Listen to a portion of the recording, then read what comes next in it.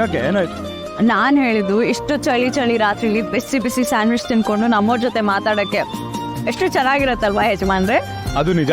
ಅದನ್ನು ನಿಮ್ಮ ಬಾಯಲ್ಲಿ ಈ ಥರ ಮಾತೆಲ್ಲ ಕೇಳೋಕ್ಕೆ ತುಂಬ ಖುಷಿ ಆಗುತ್ತೆ. ಫಸ್ಟ್ ಆಫ್ ಆಲ್ ಈ ಥರ ಮಾತಾಡೋದೇ ಅಪರೂಪ. ಈ ಮೊಮೆಂಟ್ ಇದೆಯಲ್ಲ, ಬ್ಯೂಟಿಫುಲ್. ಶ್ರೀನು ಇರಬೇಕಿತ್ತು, ಈ ಕಾರನ್ನ ತುಂಬ ಎಂಜಾಯ್ ಮಾಡಿರೋರು. ಪಾಪ ಅದೊಂದೇ ಮಿಸ್ಸಿಂಗು. ಯಾಕೆ ಅವ್ನು ಖಾರ ಆಗ್ತಿದ್ಯಾ? ಇಲ್ಲಪ್ಪ, ಯಾಕೆ ನಿಮಗೆ ಖಾರ ಆಗ್ತೀಯಾ? ಇಲ್ಲ, ಐಮ್ ಗುಡ್. ಬಟ್ ನಿಮ್ಮ ಕಣ್ಣೆಲ್ಲ ಕೆಂಪಗೆ ಆಗ್ತಾ ಇದೆ. ಖಾರ ಜಾಸ್ತಿ ಇದೆಯಾ? ನೀರು ಕುಡೀರಿ.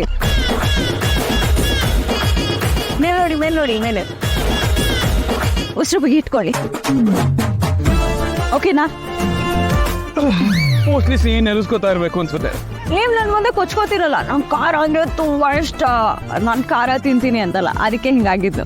ಹಲೋ, ಅದು ಸ್ಪೈಸಿ ಅಲ್ಲ, ಇದು ಸ್ವಲ್ಪ ಬಿಸಿ ಜಾಸ್ತಿ ಇತ್ತು ಅಲ್ವಾ, ಅದಕ್ಕೆ ಬಿಸಿ ಇರೋದ್ರಿಂದ ಸ್ವಲ್ಪ ಖಾರ ಜಾಸ್ತಿ ಆಗ್ತದೆ ಅಷ್ಟೇ. ಅದೇನೋ ಹೇಳ್ತಾರಲ್ಲ, ಕೆಳಗ್ ಬಿದ್ರು ಮೀಸೆ ಮಣ್ಣಾಗ್ಲಿಲ್ಲ ಅಂತ, ಆ ಥರ ಕತೆ ಆಯ್ತು ನಿಮ್ದು. ಮೇಡಮ್, ಒಪ್ಕೊಂತೀನಿ, ನಿಮ್ಮಷ್ಟು ಖಾರ ನನಗೆ ತಿನ್ನಕ್ಕಾಗಲ್ಲ.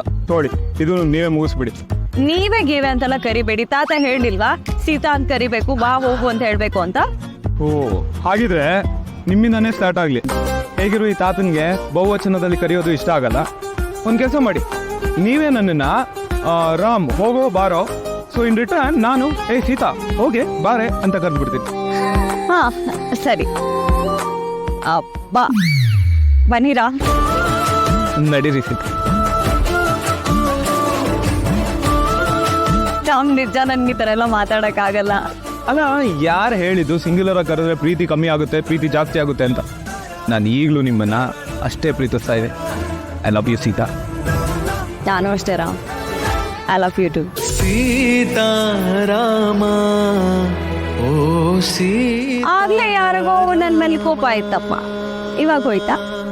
ಆ್ಯಕ್ಚುಲಿ ನಿಮ್ಮ ಮೇಲಲ್ಲ, ನನಗೆ ನನ್ನ ಮೇಲೆ ಕೋಪ ಬರ್ತಿದೆ. ಅಲ್ಲ, ಸಿಹಿ ಸ್ಕೂಲ್ ವಿಷಯ ಇಟ್ಕೊಂಡು ಇಷ್ಟೊಂದು ಕಾಂಪ್ಲಿಕೇಶನ್ ಮಾಡಿದ್ವಿ ಅಂತ. ನಾನು ಈಗಲೂ ಮನ್ಸು ಮಾಡಿದ್ರೆ ಅವಳನ್ನ ಅಲ್ಲಿಂದ ಕರ್ಕೊಂಡ್ಬಂದ್ಬಿಡ್ತೀನಿ. ರಾಮ್ ಪ್ಲೀಸ್ ಅವಸರ ಮಾಡಬೇಡಿ.